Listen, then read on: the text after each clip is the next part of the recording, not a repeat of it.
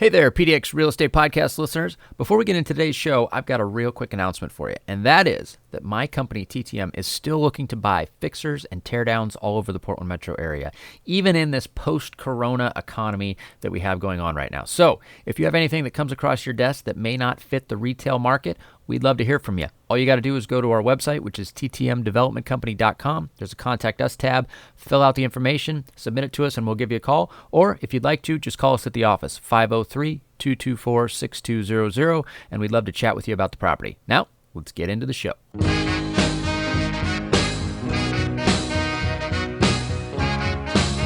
This is the Portland Real Estate Podcast, your number one place for anything you need to know about the Portland real estate market, along with in-depth interviews from our local real estate industry experts. Now, without further ado, here are our hosts, Tucker Merrihew from TTM Development Company and Steve Nassar from Premier Property Group.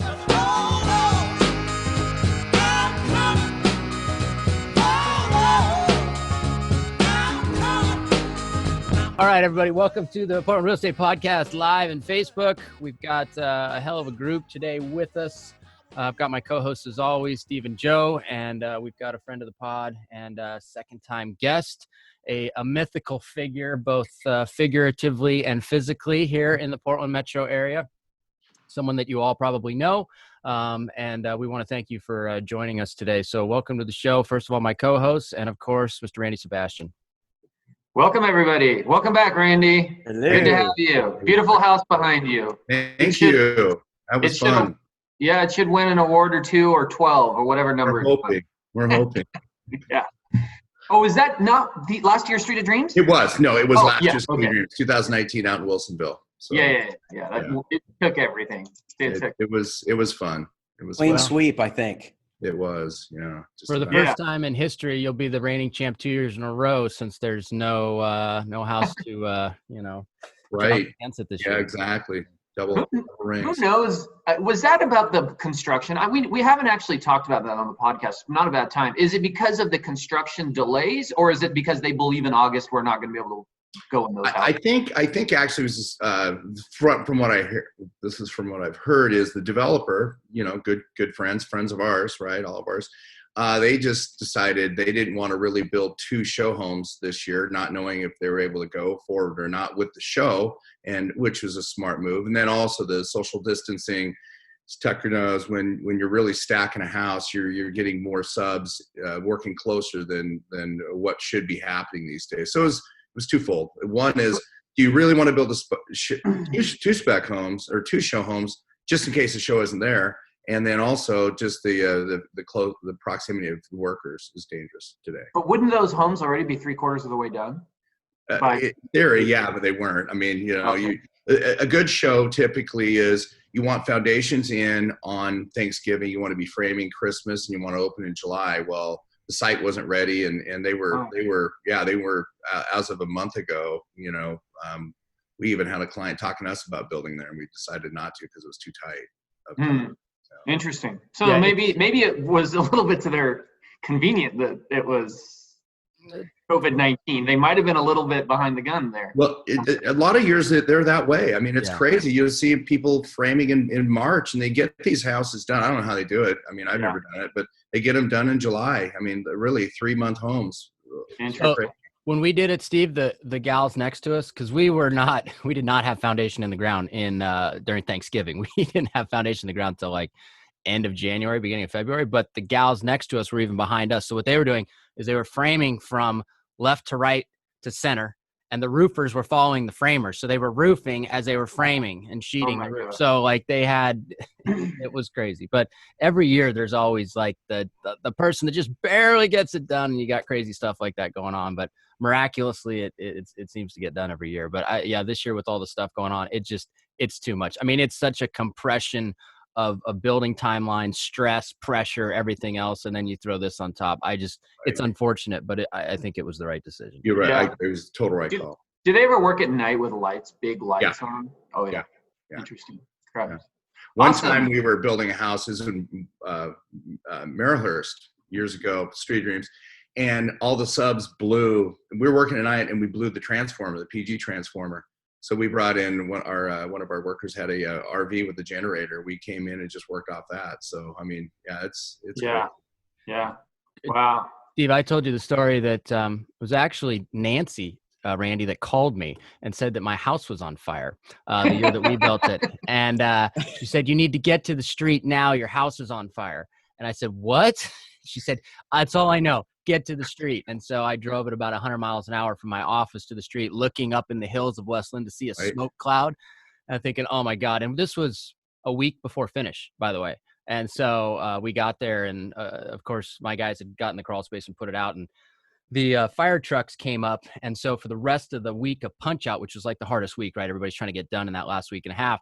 They said that nobody could park on the street anymore because it was a fire hazard. There wasn't enough room for the fire truck. So everybody had to hoof up all their tools and material for the last week and a half because of that. So I felt a little bit bad about that, but I was also happy that my house didn't burn down. So yeah, likewise. It was a killer house too. And they wanted to chainsaw into your floors, I remember. And you said, no, you're not. We said, hell no, you are not taking a chainsaw to the floor right now. So. 1 week before completion.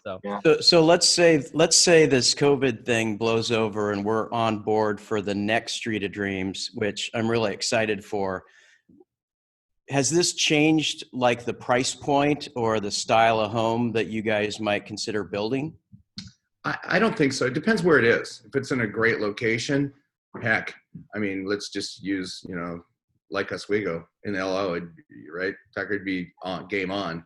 But if we're out in West Hillsboro or something like that, yeah, that might change things a little bit. So it's certainly a location driven price point. Honestly. Do you know where the next one is, Joe? You said you're excited. Was that a teaser? Well, I think we're skipping a year, so I think the next one's going to be Fire. So I am excited for it. I don't know there's any prospective lots. Do you guys know anything that any info of where it might be? No. If I was guessing, it'd probably be back where it was going to be, probably in Hillsboro. Yeah. The lots. I don't think the lots. They're on the golf course, so yeah, there, but who knows? I don't know. They probably have a foundation port, right? right. Yeah, it's always a challenge to find enough land to be able to do the show, and there's a lot more that goes into it than just building the houses, obviously. So yeah, but it is crazy. After, what is it, 40, 50 years, always done it. I remember in 2010 going to it, and it was definitely played down. There was, condos, if I'm not mistaken, in the West Hills, and there was it was interesting, but they always had it. So to have it canceled it's really a big deal. It really is a big deal. Yeah. And as we know, it's a big revenue generator for the HBA as well. So, it impacts them tremendously also on that front. So, but with that being said, we got a great guest with us today, and I've got a number of questions that I kind of want to go through. I've been personally navigating this with our inventory and projects we've got coming up on the horizon, and I'm curious what somebody that runs a bigger machine than myself and does a lot more houses and ultimately has had a lot more experience in this game. I'm curious what he thinks about what's going on out there in the world of real estate right now. So. Let me kick it off with this, Randy. How has this coronavirus, corona economy shutdown, how has it affected you guys at Renaissance to this point on a macro level? Great question. And every day it seems a little different. I'll go back a little bit kind of with some of my history and then going forward and maybe think by talking a little bit, but started back in '84 building over in Southeast Portland. And the market, early 80s, interest rates were in the high teens. It was crazy. And I was a foundation. Prior to that, I was a foundation laborer. And I decided, hey, I'm going to build a house. And my boss said, Jesus, crazy. Nobody's building houses these days. My uncle was a Finnish carpenter. And he's like, everybody thought I was nuts. I thought, I just need to sell one house, just one house. And I think somebody will buy this house for $35,000 with lot on 122nd Holgate or 126th Holgate. Sold it. And first year in a down year, obviously did well and just kept going with it. And then obviously, in '87, the stock market crashed. It was a blip. And then we had the Gulf War, right? We were thinking a big deal. It wasn't. 9/11, big deal, but within a few months it wasn't. And then obviously this next thing that we went through, which flat-backed virtually everybody. I mean, all of us, including me. But at first we thought, geez, it's not going to be that bad, right? Our clients, and Renaissance Homes actually survived the first part of the down because we had a lot of clients that had the means to buy, and then obviously all the subdivisions and all the stuff that we've had. So in my head, and my experience, but in the early 80s, the guys that really made it through were the Lake Oswego builders. So I locked that in my head, like, okay, if you're an LO, you can get through tough times. And then in the last crash, the guys that were building in infill close in Portland, put that in my head, like, okay, I saw those, and that's what I went into the city in 2010, because I had 17 subdivisions, and obviously that was not what you want when things are like this. So I went into the city and started building, Tark like you in the city, and the guys that made it through, okay, it was tough, but in the city, and then obviously the companies that are building on like Adair and other companies that are building out on an acreage, obviously that's a good business model. So not planning for any pandemic for me, I mean, none of us could. I just thought, I'm going to just be in a safe spot. I'm going to be in the city in a big way and commit to it, be an LO in a big way and commit to it. And it's called Renaissance on Your Land, where we build homes on people's land anywhere within 50 miles of Lake Oswego. We won't go up to Vancouver, and we'll go down about as far as Salem and certainly wine country. And then we're out in Damascus and stuff too, building our design homes on people's land for, it's basically a custom house. So we're doing that. So we're doing those three things now and have a big backlog of pre-sales there, and a lot of specs have been sold. And we've been really picky, Tucker, like you, of just really being in just Tiffany locations. There's really good locations in Lake Oswego and West Slope and Portland. And so for us, we've been, having a lot of traffic with our spec homes. It's been really slow though on the spec side. We have stuff sitting, and more and more showings are happening, which is good. We have turned down a couple super low offers that people have really been trying to take advantage of really the virus, in my opinion. And so we've turned down a couple really low offers that don't make sense, they're wrong. But we have been writing customs. Last week we wrote 2, so that's good. So what are we doing differently? Well, we've been super picky about what we've been buying, land, teardown homes, and we're even more picky.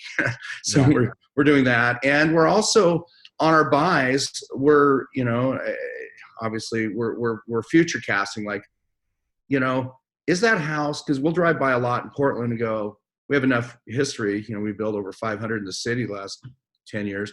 We'll say, okay, well, this could be our Cleary, which is one of our standard tuck under houses.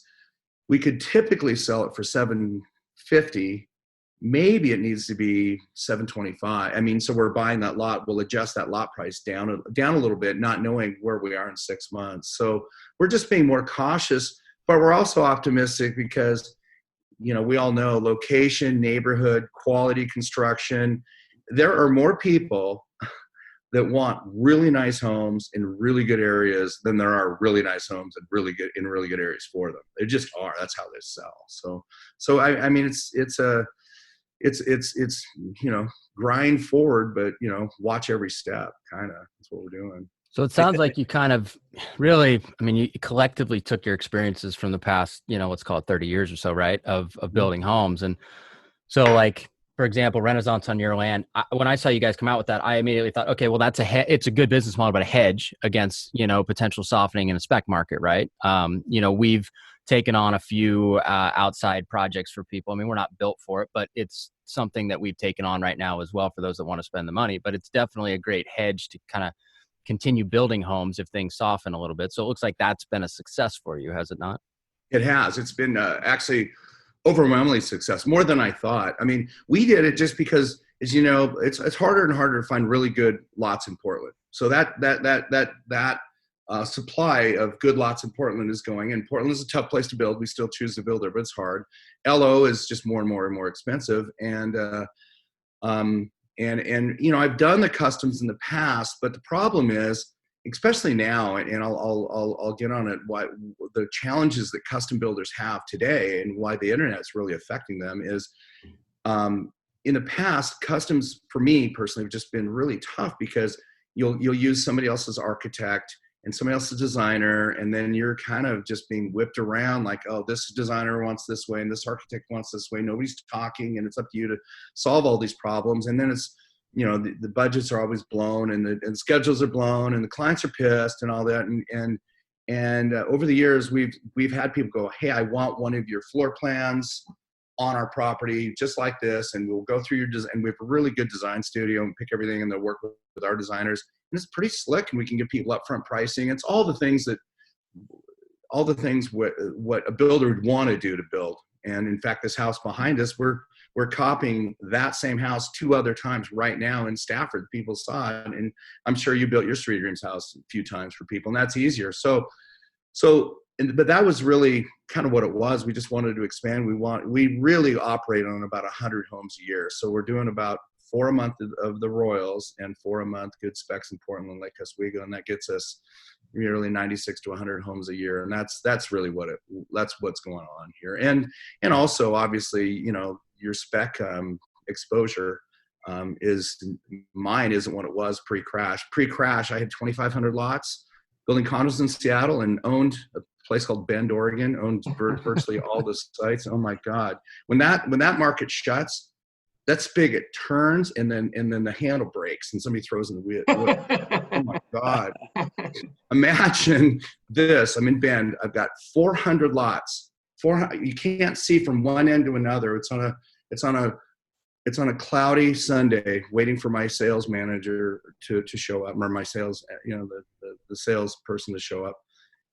And the fog is about 50 feet off the ground. It's just cold. Me, a hill. The subdivision is so big I can't see from one end to another. Freezing cold, standpipes everywhere. Me and tumbleweeds rowing, and I'm like, oh, this is bad. $94,000 a month interest. This is bad, and it was. so none of that. We don't have subdivisions these days for that to happen. I feel Randy, I have a question about your homes on Renaissance Homes on Your Land program. I see those signs everywhere. Are you paying random people to put signs in their yards, or what do you? We do in some locations, in some areas. We will rent somebody's corner for X amount of dollars a month, and then obviously where we are building homes, we'll put our sign up. Yeah. No, that's smart. Really smart. Good branding and good exposure. It's in the places where you want to. I just sold a house up in Bald Peak, or not Bald Peak. Sherwood. Now I'm gonna forget the Parrot Mountain. Parrot Mountain. Thank you. Parrot Mountain. And every time I'd go out there, I'd see one of those, and I'm like, and it didn't look like one of your projects. I'm like, I think he just found somebody and put a sign in their yard, worked out a deal, and but that's the area you want that sign. Everybody driving back and forth from there can see your exposure. So yeah, great idea. Yeah. Yep. Well, I saw a sign on Stafford, one of those signs. I sold that house many, many years ago. And so some of your signs are just advertisement for the program, not necessarily that particular spot, right? The one on Stafford Road, we are actually building that house that you sold. They've hired us to build a guest house, and that's what's going on that. Oh, cool. So, yeah. Gotcha. So looking at new projects, Randy, like we're obviously, this reminds me of like, it's not the same. And I want to ask you what you think the differences are, but like March 2007, when they shut off financing, right? There was like this interim time period before we all figured out what the hell was really going on. And I made a few mistakes in between March 2007 and January 2008 in terms of buying stuff that I shouldn't have bought. And I got punched in the face on those. That's what hurt the most, right? Right. So I didn't really take the time to read the tea leaves and just kind of absorb what was going on. And, I was also younger and I didn't have as much experience. So crazy was what was normal to me back then. So it was hard to tell the difference. Mm-hmm. Now, I'm trying to read the tea leaves. I'm trying to see what's going on. I do think it's different, but I don't know what, we have in store for us. But one of the things that we've done is we want a quicker to the finish line type project, right? So we're not looking at doing major partitions and things like that for the immediate. Are you guys still looking at doing that kind of stuff under certain guidelines, or are you kind of doing one down, one up, and that's really what you want to do for your infill stuff right now? Well, yeah, good question. We've been doing a lot of one down, one ups, tear downs, minor petition, small stuff. So we will, with that, we'll buy a smaller. We're just finishing up a 10 lot development. We bought a nursery over in Mount Tabor area, and we've got 3 to go there. So we're doing small ones, but yeah, we're not doing the big subdivisions. Like I closed on Shevlin Pines, a really great development in Bend, 60 lots, May of 2007, right? And so, things like that. We're not, as you spoke, we're not making those mistakes, but we are, our inventory mainly, we've got about 70 houses going, and for the most part, other than that 10 lot subdivision I told you about in Portland, they're all onesie twosies here and there. So there's no real projects. People ask me, what's your new project? Like, they're everywhere. There's not one. I mean, our really new project is, when we think of it that way, is our Royal. That's where we're putting a lot of focus on and having success with it. So yeah, I don't have a 30 lot development in my back pocket anywhere. Gotcha. So Royal is Renaissance on your land. Yep. Good little acronym there. Yeah. Cool. Have you pumped the brakes on anything, Randy? Is there one project or 3 where you just go, nah, let's sit on this? No, not really. I mean, this is crazy. Pre-crash, I don't know, like 2004, we bought some property in Gresham next to the golf course out there on Hogan. I forget what it's called. It starts with a P. Persimmon. Yeah. And it's like 9 lots. And we're upside down. We've been upside down. We still keep, it's approved, but we every year it's like, yeah, maybe we'll put the roads in this year. Like, no, and we do the math and it doesn't work. Maybe it'll come next year. So, that's one project we've been just sitting on. And in fact, we've got our Royal, we'll even build one house on it. It's really a nice lot. We'll build one house if somebody wants it there. But other than that, we're just, we're going forward on, we've had a really good last 6 months of buying some really good locations in Portland, Lake Oswego, and we're closing on them all. And we're not going and asking for, price cuts on anything we haven't closed on. We're happy with them. So stuff that we're looking at, new stuff we're looking at, we're definitely being fairly picky on price, what we're paying and what we're buying. Certainly, it's still, quality in a tough market will get you through. And anything edgy, anything that doesn't feel right, we're just passing on.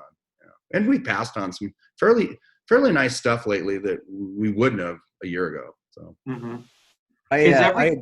I agree with all you said about like location. The definition of stability is, if you buy an outstanding location like Oswego, West Lynn, you're going to be a little more bulletproof than if it were out sort of in the boonies. I think you have to buy it right. I think you have to sell it right. And you can't be so leveraged that you're over your ski tips. I mean, 2007 was a 5-year, bad section.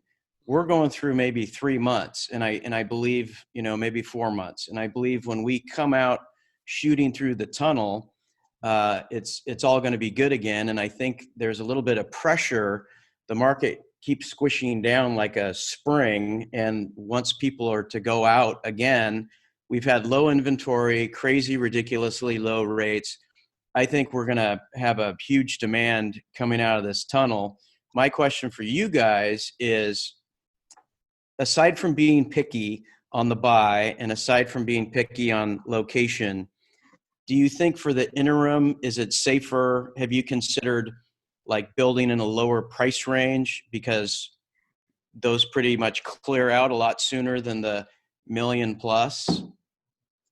A great question for us, and we've tried it. And the problem is, it starts at the top, and I know Tucker feels this way too. It starts with us. We don't have the DNA to build. I just don't have it. I mean, my subs, everybody's trained just to do everything just right, and not saying that you can't do something right or more affordable. It's just a different sub base and everything else. And so for us, we're not that, we can't turn on a dime that quick to do lower product stuff. We actually, one little little known fact, just because I don't talk about it much, but during the crash last time, it's kind of funny. We went up to Puyallup, Washington during the crash, and we had a little office, and we built about 100 homes up there right around the Army base up there. And we're building houses, believe it or not. We hired a whole team of subs up there, and we were building houses in under 2 months, and did well up there. But it was down and dirty, and we did that. But that was you had to leave the area and all new subs. But so down here, we're just doing what we do, and just we gotta sell a house that normally is $750, got to sell it for $7.25, then you do that, keep everything rolling. So.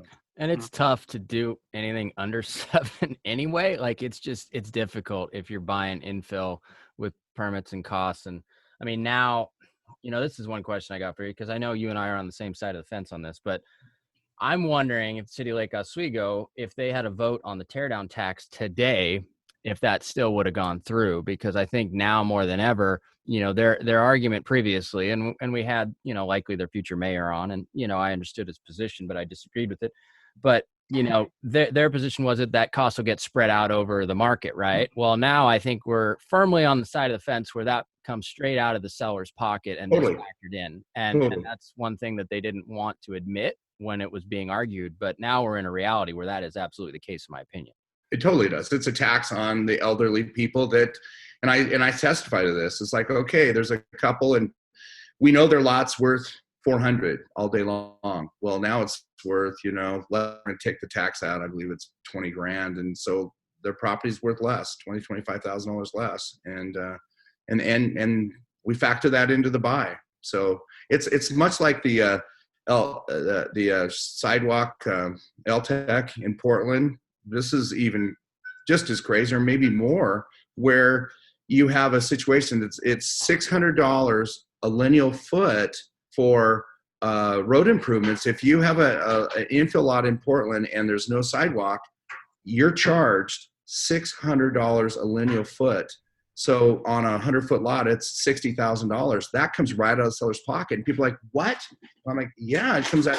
We're not paying for it. And like, how'd that happen? Well, the council just voted it in. So they took $60,000 away from families that had no idea what was going on to their property. They pay taxes and they maintain everything. And then just in a Thursday night meeting, it costs people of Portland $600 a foot on their property if they don't have a sidewalk, and again, same situation in LO. It comes out of the seller's proceeds, not the builders and not the buyers. They'll only pay what it is. Yeah, I think we're coming into question. That and bond measures are not going to get so easily passed as well. People will start thinking about that also, as we kind of came out of an era where a lot of that just got ramrodded through. Steve, did you have a question? Yeah, I have a question about the actual building process today in this environment, Randy. I mean, I have to think things are moving in a slower gear when it comes to permitting the actual workers, social distancing. Talk to us a little bit about that. Has it slowed everything down pretty dramatically? Oh, yeah, for sure. Permits take a long time, especially Portland. LO is pretty good, but in the Washington County, Yamhill County, they're pretty good. But City of Portland is very, very tough to get a permit out in any schedule that you can count on. We're pretty lucky. We've always been doing 8 to 10 foundations a month, and so our sub base is geared up for that. Good subs, and we have enough for them. So our houses really don't sit around waiting, in between the electrician and or the plumber and electrician and heating guys. I mean, they're staggered, but there's a day that goes by, but they're not together, but there's not weeks that go by where the houses don't sit. So we're able to kind of keep them moving. The big holdup really is the permitting process is what takes us time. And then now with social distancing, we're not stacking our subs as much. So it's taking a little longer, but as long as somebody's in the house every day working, things get done. They do. So these aren't 4-month homes, they're 6-month homes. And that's okay. 7 months is okay. A little bit of added cost though, right? Carrying cost and absolutely. Yeah. So another little component to add to the challenges. there. Yeah, I mean, you guys have one right up the street from my house on Lamont Way. They've been cruising. You know, they poured foundation, they posted some beam, and now they're framing. I think they're on to the second floor today. So, you know, they've been cruising on that one. So, yeah, thanks. Yeah, no, that's a good location. So I was looking at some data this past week, and I'm curious your take on it and how it maybe applies to our location. And I think I got a pretty good idea of how you see the market right now. But the HMI, or the housing market index, from last month to this month, it dropped from 72 to 30, which is generally they're pulling bigger builders, right, that are kind of building subdivisions for the most part. But that was the biggest month-over-month drop, I think, in recent history. How did you read that? Did you read that maybe that on a more of a bigger builder, subdivision type level, they're scared shitless, or how do you see it? Oh, certainly, absolutely. Our business model used to be you have a model home or two with a model trap, right? It can go in through the sales model, which is the garage, in and out, and then you have all these lots, and with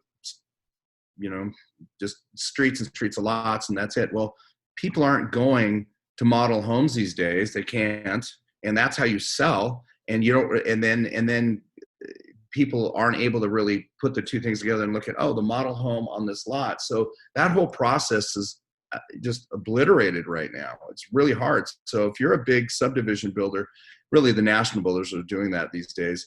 Yeah, of course you're going to be just terrified, right? But, Tuckers and Randy's, I mean, what I've learned is, in a tough market, the quickest way you can have carpet in a house where people can live, that's your quickest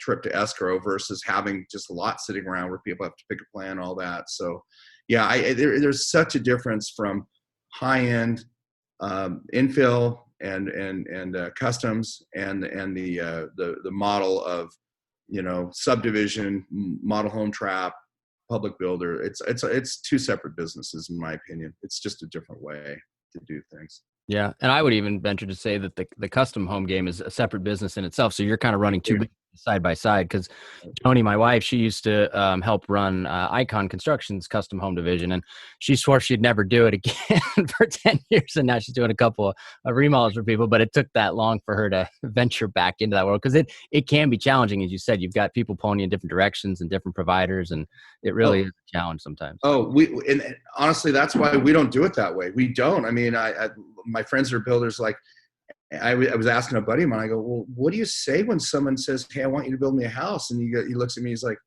I try to figure out how I can get out of the conversation. I don't want to do it. And like, we don't. But if you design, if everything comes out of your design, everything we build comes out of our office, our designers meet them. It's our design studio process. It's great. The problems going on is with the internet. I briefly hit on this. Clients can see so many things on the internet, and they'll source things from everywhere. So then a custom builder's like, oh, well, the clients found these windows from Italy, and this plumbing from Germany, and the doors are from England, and then you're just having to deal with that, versus being able to source things you can get, and what the prices are, and they're available, and so we try to keep everybody, within our walls, to where we can actually get their house done on schedule and on budget. So it's not the same headaches that a lot of guys have. So Steve and Joe, I got a question for you guys, because me and Randy are kind of, again, on the same side of the table here with homes that we're, putting to market and selling right now. With the buyers that you guys are working with, I do agree with Randy. The bargain shoppers are out in full force in certain areas, certain price points. But where do you guys do you see a cluster of that type of activity versus, one price point versus another, one area versus another? Cluster of activity as far as the higher bargain shoppers, like people that want to take advantage of the fact that we're in this pandemic, and I've got a guy that I started talking to January, February. He came in on a listing I have up on the Columbia River in Vancouver. He's in the 3 million, 4 million range, and he wants to be on water. He's looking at Lake Oswego. He's convinced he won't engage right now. He said, hey, you're my guy, we're going to do this, but he thinks there's blood in the water, and he thinks there'll be some desperation sales. And there may be, we don't know those outlying situations where somebody really does have to do something. So it's hard to say that there won't be some. It's just like, I don't believe that the entire market's going to crater by any means. I think that isn't there across the board, but I think that in those higher price points, I think there are some people that think that something's coming, and they might be proved wrong, I think. I haven't experienced the bargain shoppers yet. And basically, if someone did throw a stupid offer at us, we would just bat it away and take the next one. So we've had a lot of success with that. I think what I get more so than bargain shoppers right now are people saying, I'm going to pump the brakes. I got money in stock. Stock took a 30% hit. So I'm going to sit it out and see what happens. So I don't think the bargain shoppers are out yet. At least I haven't seen them. But I see a lot of people kind of saying, all right, I'm just going to chill out. And maybe in 6 months, I get to buy something for 10% less. So that's what I experience. It's largely ignorance, right? It's largely looking at recessions as being one and the same. And so fresh in their mind is, oh, we had a bad one. And his exact words were, well, I think this one's going to be worse than the last. And maybe it will for certain segments of the market.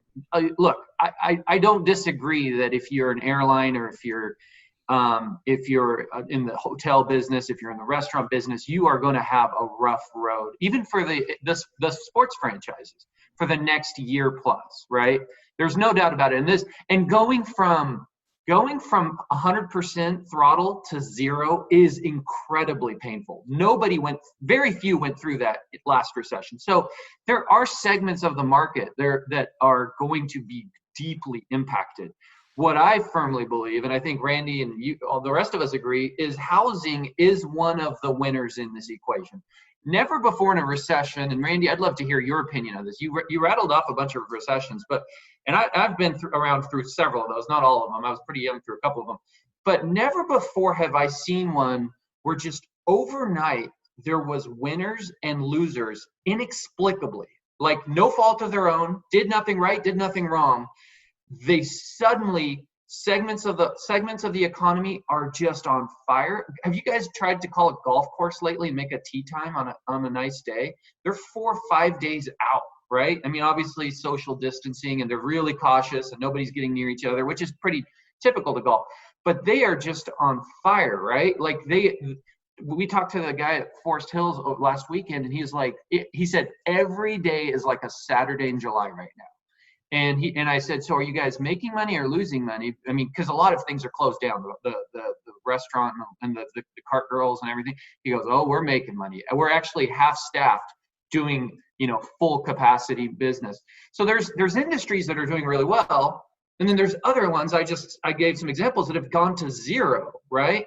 Now in real estate, we're not golf. Me and Joe don't have a 4-day wait period to talk to new clients, but we're not at zero. We're closer to the winning side than we are the losing side. I'd say we're at 70%, 80%, which I will take it given where we could be and others are. So it's interesting, and it's interesting to me in that regards how that's been unique in this crisis. Yeah, very unique. Last time, if you were a developer or you're in the real estate business, you were marked. I mean, houses were toxic. I mean, I like them that nobody wants to catch a falling knife because they don't know how far it's going to go.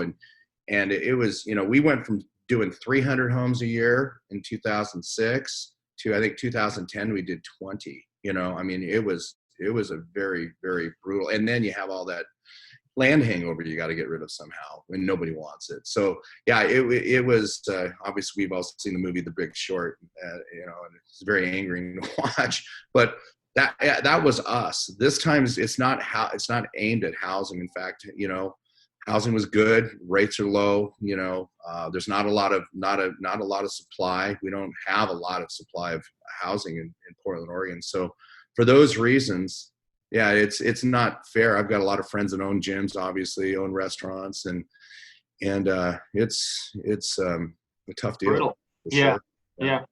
So some of those bargain shoppers are just looking high level, and they're seeing that, and they're going, "Oh, that must apply to every industry," and obviously that's just not the case. Yeah, true.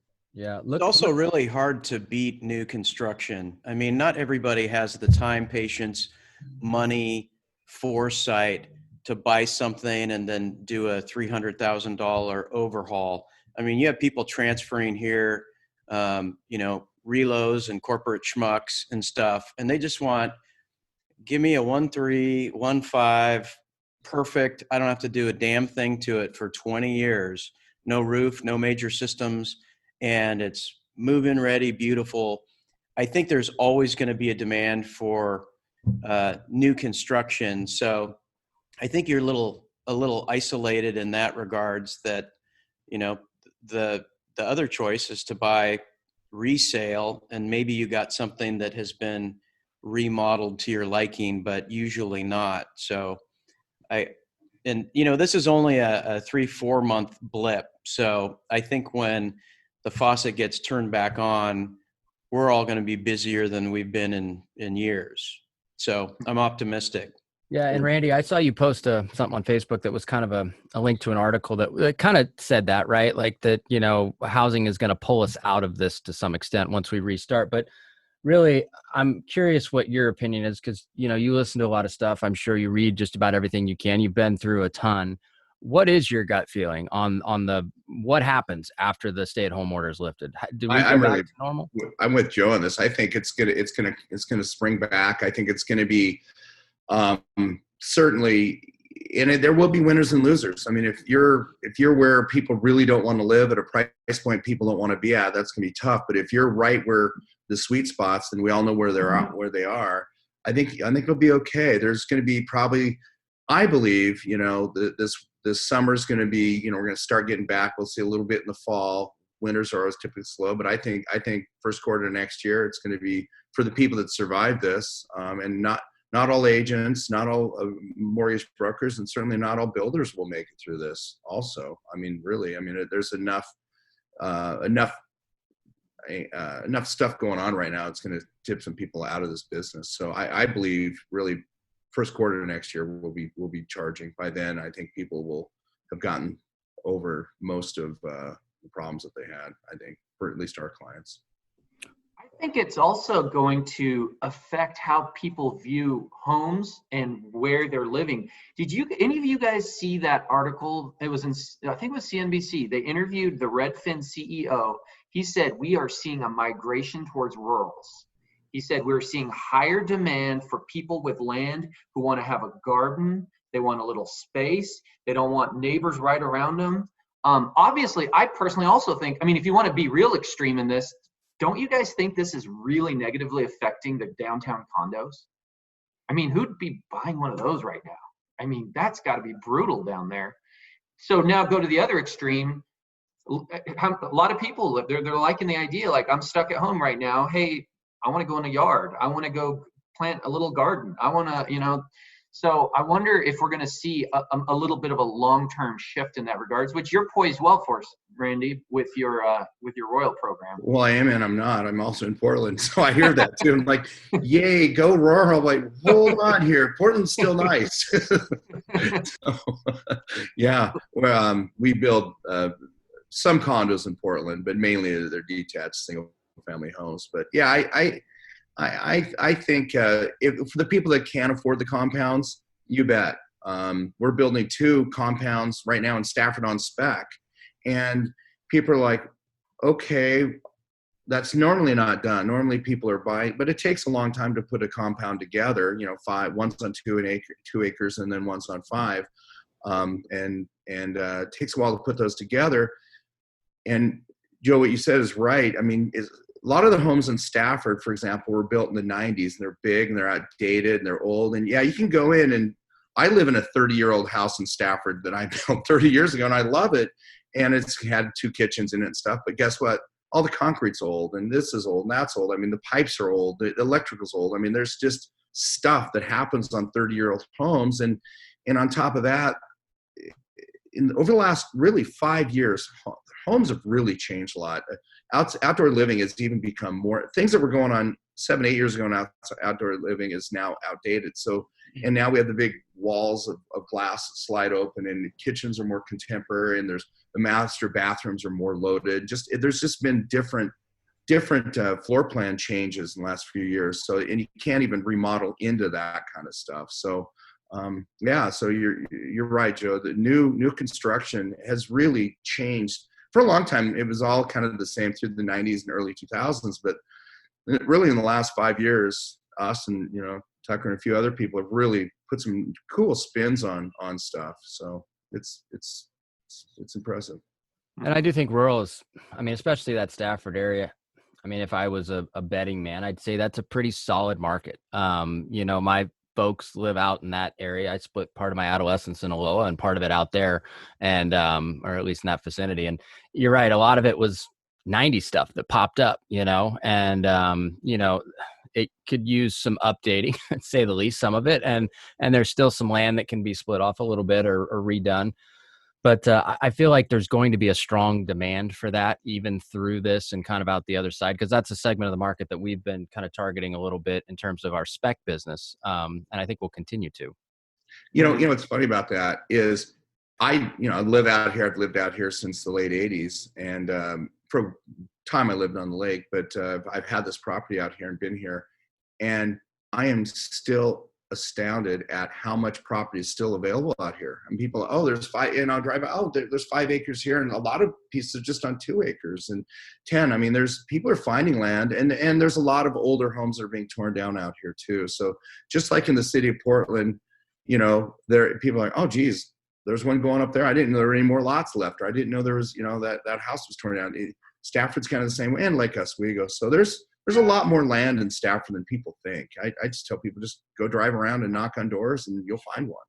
It's out there. For sure. Well, I got a couple more questions for you, and then we'll cut you loose here. But kind of as we move forward, for the rest of this year, let's call it, right? Because that's kind of the immediate future.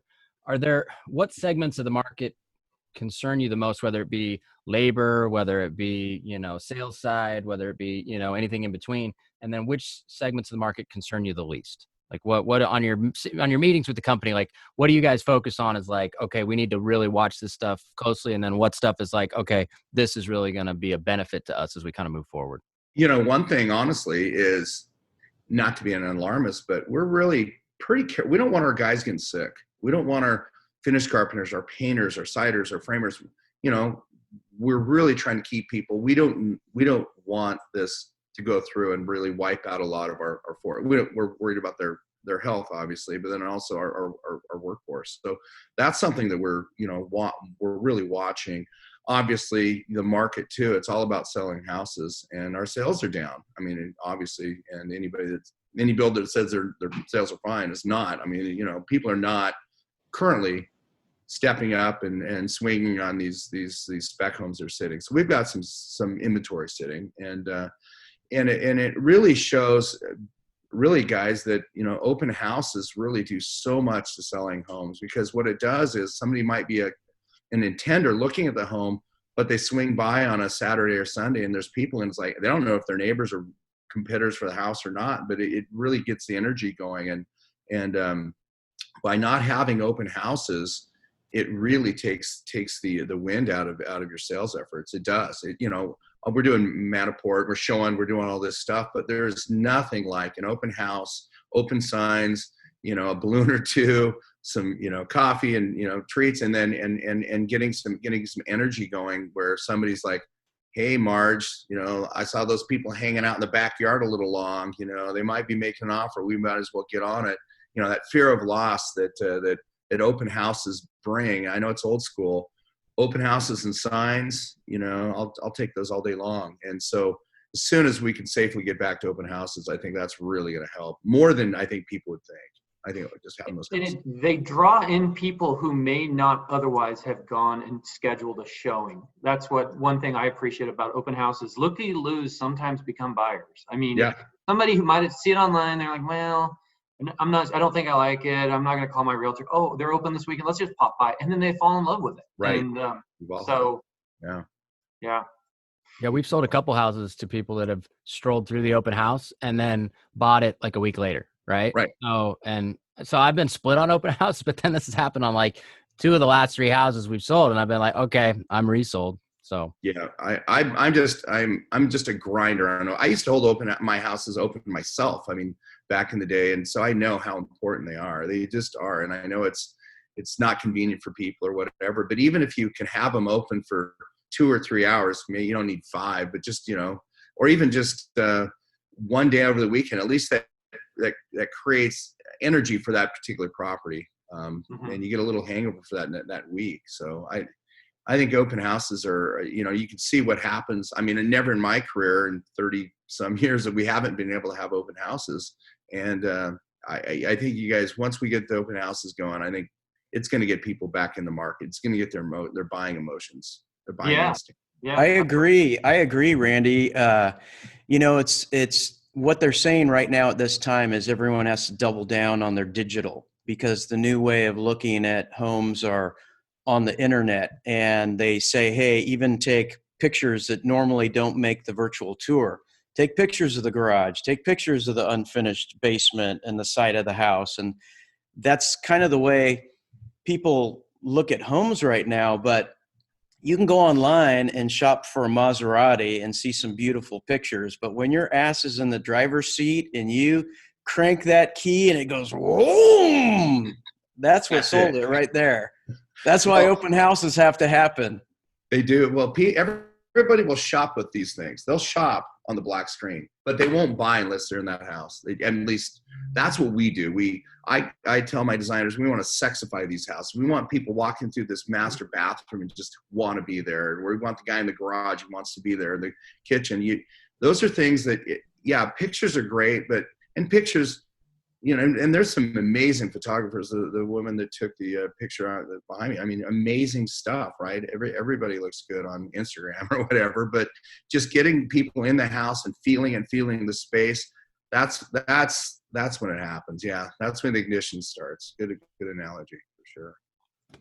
Awesome. Well, I think we've got a pretty good rundown of what you feel is going on with the market. I have to agree with you. I mean, location is going to be the thing that really pulls most people through this. And that's one thing I noticed last time around. There was an infill builder when we were just doing renovations in Portland in like 9, 10, because the price points hadn't really come up quite enough to really make it make total sense. But there were this infill building company that I won't put their name out there, but they kept selling these houses, and they were selling them for way more than our renovation product, and they were selling super quick. And I was like, how in the hell are they doing this? And after about the 8th one that I saw, I was like, okay, there's something to this. We need to maybe not look at these houses as have to rehab houses.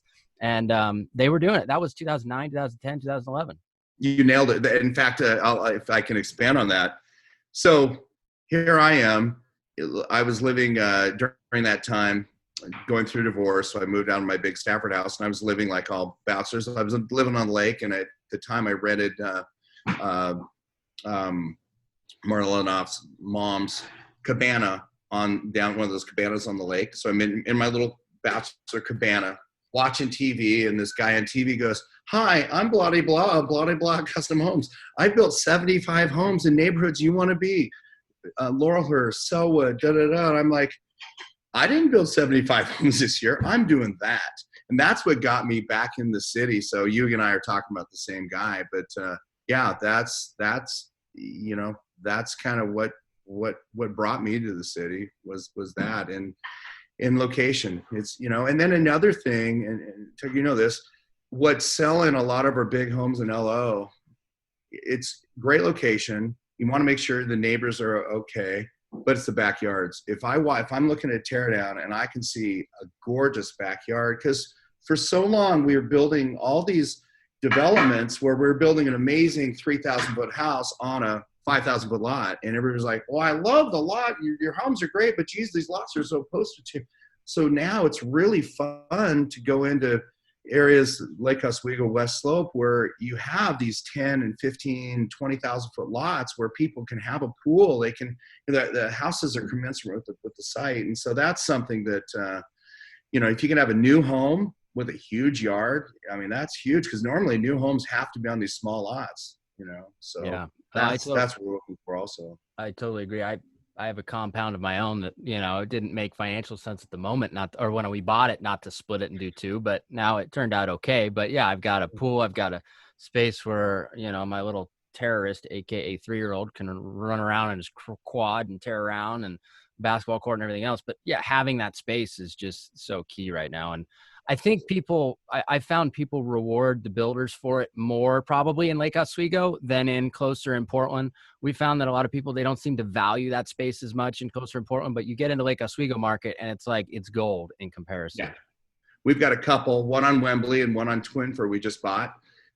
We could have done two, the flag lot thing, actually, and we didn't. We said, no, we're going to just build one, not two. It doesn't make sense.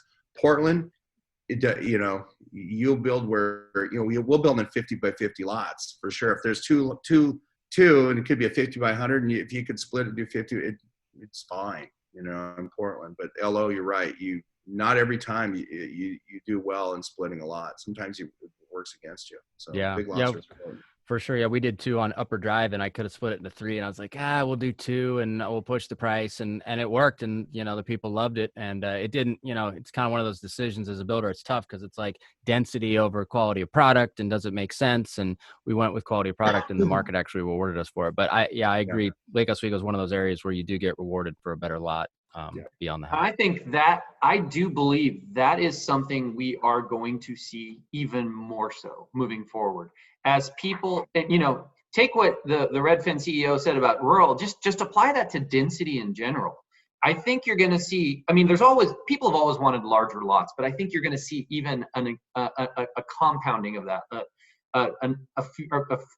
adding fire to that as we move forward. As people are staying home more, they're forming habits that I believe will last for years, maybe lifetimes. The word is that people are cooking more. They're probably going to go out a little bit less in the future as they start to like that process.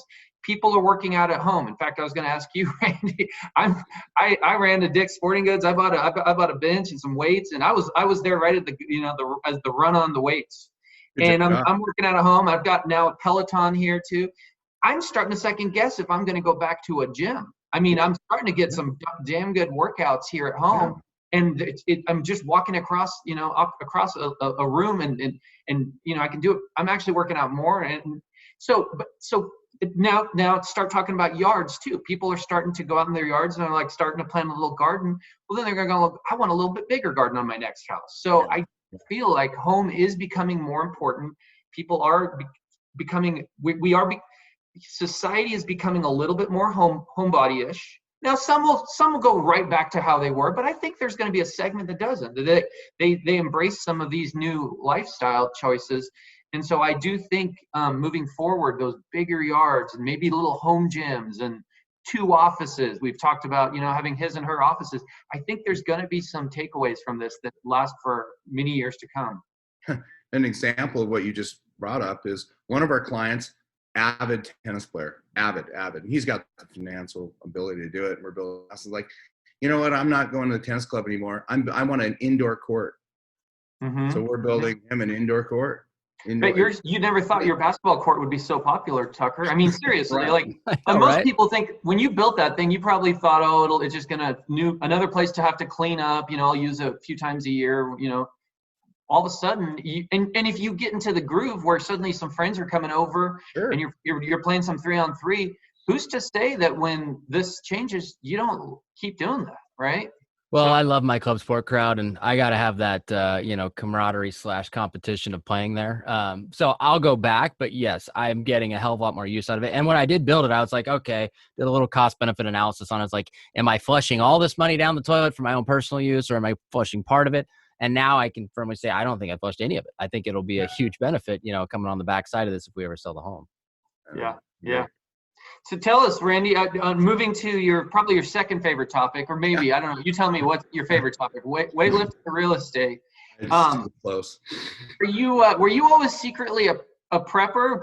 Here you are all these years going to the gyms, going to Club Sport, Bay Club now, and some other bodybuilding places. And then all of a sudden, when the hammer shuts down and everything closes, here you're on Facebook and you've got this great home gym. Did you always have a great home gym? The rest of us, jokingly are using 10-pound bags of flour to do our little dumbbell presses. And what's kind of ironic, I used to have a really good home gym, and then I thought, oh, I'm at these other gyms, I don't need it, and I switched it over to more of a cardio room because I was doing a lot of triathlons and stuff, and so I disassembled it and I gave all the stuff away. I mean, everything. And then this thing hit, and I know a guy, and if you guys want, I'll give you his number. He sells home equipment, so he's been out, and so I've got all the stuff on order now. I'm buying all the stuff I gave away, but honestly, I have a elliptical and a heavy bag and some light dumbbells and bands, and so I'm fine. I mean, you can. When I travel, I just travel with exercise bands, guys, and they're amazingly effective. So yeah. So you are buying a bunch of stuff, though, huh? I am. Yeah, even more. Yeah. Business is probably good for that guy, right? It's super good. Yeah. Yeah. Do you think it'll change your future workouts? Do you think you'll work out more and kind of split your time a little bit? Or? Oh, I will. If I have the equipment here, I will for sure. I like with Tucker. I like going to, I have friends and stuff, but it's, I do enjoy working out at home as well. Yeah. And I'm getting a lot of good workouts in, and I'm been able to maintain pretty well. So I'm happy about that. Yeah. That's awesome. Cool. Awesome. Well, hey, we appreciate you coming on today, Randy. And I think the biggest takeaway is, you've kind of sculpted Renaissance now with the takeaways that you've had from all the previous challenging times in our economy. And you basically built a business that you decided, okay, that worked well for that guy then, that worked well for them then. And you now you've built a machine that kind of adopts all those things. So, who knows what we're going through, but it sounds like you guys are built as well as you can be built, given all of the experience that you've had along the way. You're right. Thank you. But I wasn't planning for anything. I just looked at where people, because, pre-crash, we had over 100 employees, an office in Seattle Bend and at Lake Oswego, and we laid off 80 people. I mean, we laid off 80 and we only hired back 8. So we only grew 10% of the people we let go. So those people went. So, layoffs are pretty brutal. So I didn't really want to get big again because I didn't want to lay anybody off. And we haven't laid one person off. And it's my goal not to lay anybody off, cut any salaries, keep all our interest lenders happy, close on all the property that we said we'd close on when we, and not going in and negotiating, any of our land that we're buying. Honestly, we're paying what we agreed before that, and trying to just get through this with as little scars as possible, and scarring as few people as possible too. So, that's what's up. Yeah, well, that's a great way to do it, and we're pretty much in the same boat. So we haven't I don't have as many people to employ, but we haven't laid anybody off, and we've obviously been keeping all of our investors happy as well. Yeah, likewise. But, all right, guys. Well, this is Portland Real Estate Podcast live here in Masters. Joe, thanks again for letting us do this in your lovely group. I guess I'll be a moderator for about another hour before I'm removed. So don't bother Joe asking him questions about why I am or am not. But Randy, thanks a lot for taking some time today and coming on here and kind of talking about how this whole thing has been affecting you in Renaissance. Great. Thanks. Yeah, that was a great episode, you guys. Really informative, and I bet people are going to soak it up because a lot of people are wanting to hear what we talked about today. So nice work. And generally optimistic, I have to say. I mean, to see Randy, a guy who has a lot of exposure out there, to say, I really haven't pumped the brakes on too much, and I'm still generally optimistic about the market. That's really comforting for our listener base. We as realtors, we don't have that same exposure. Our business ebbs and flows. And that, of course, we feel pain with that, but it's not like having, millions of dollars out there on different properties that are exposed. So good to hear. Let's kill it. We're stopping the live stream, folks. See you later. All right.